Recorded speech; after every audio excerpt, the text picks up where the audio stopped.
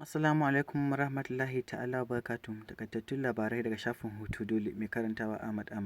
Labarin na farko na cewa gwamnatin tarayya ta ce matsalar tsaro ba ta shafi harkar noma a ƙasar nan sosai ba. Ministan harkar noma Abubakar Muhammad ne bayyana hakan, inda ya ce har yanzu Najeriya ita ce ƙasar da ta fi noman shinkafa a faɗin Afirka gaba ɗaya, sannan kuma a duniya ita ce ƙasa ta hudu da ta fi kowace ƙasa noman shinkafa.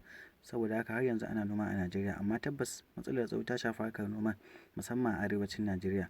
Da labarin na gaba yake cewa jam'iyyar APC ta bayyana gwamnan jihar Jos wato Simon Lalong a matsayin darakta janar na kungiyar kamfe ta ɗan takarar shugaban ƙasa ta wato Bola Tinubu da Kashim Shettima.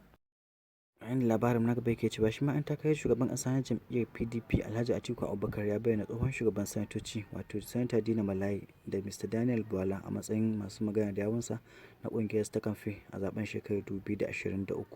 Labarin na gaba na cewa jam'iyyar PDP ta fara sasanci tsakanin gwamnan jihar Rivers Nyesom Wike da ɗan takarar shugaban ƙasa ta Atiku Abubakar. Atiku Abubakar da Nyesom Wike sun kasance ba sa jituwa tsakanin su tun bayan da aka gudanar zaben fidda gwani na jam'iyyar a watan Mayu, inda Atiku ya doke Wike.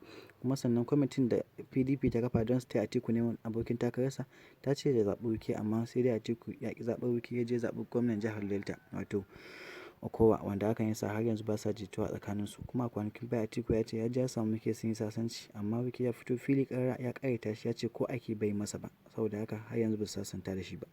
Yayin da labarin na gaba yake cewa an takarar shugaban ƙasa na jam'iyyar SDP ya ce gwamnatin tarayya ce hedkwatar 'yan Boko Haram, domin manya-manyan 'yan Boko Haram suna nan a cikin gwamnati, su ne suke ɗaukar nauyinsu suke yi musu ayyukansu gaba ɗaya.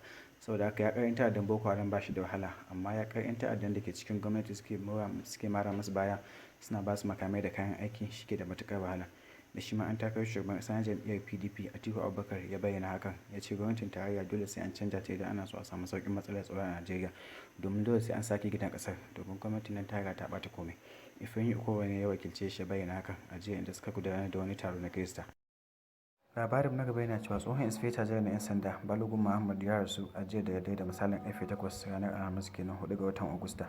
Balogun Muhammad ya rasu ne a wani asibiti da ke Lekki a jihar Lagos bayan ya yi wata takaitacciyar rashin lafiya, inda za mu yi cewa kotun da ke kasar London wadda ke sauraron karan Ekweremadu, tsohon mataimakin shugaban sanatocin Najeriya kan zargin da take yi na safarar sassan jikin ɗan adam, ta ɗage karansa zuwa ranar 31 ga watan Oktoba. Domin samun labarai da dumi su kuma akai-akai sai ku ziyarci shafinmu na Hutu Dole, kuma kada ku manta ku danna mana alamar subscribe ta ƙararrawa da like da comment. Mun gode.